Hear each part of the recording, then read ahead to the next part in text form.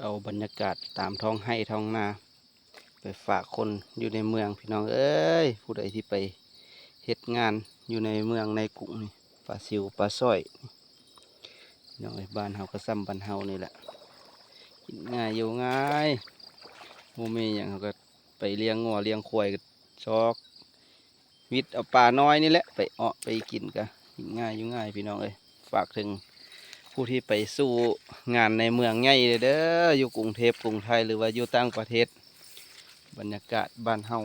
ผู้ที่บ่ได้มาบ้านมาซ่องนี่ผักขะแยงกับโบเอิดพี่น้องเอ้ยนี่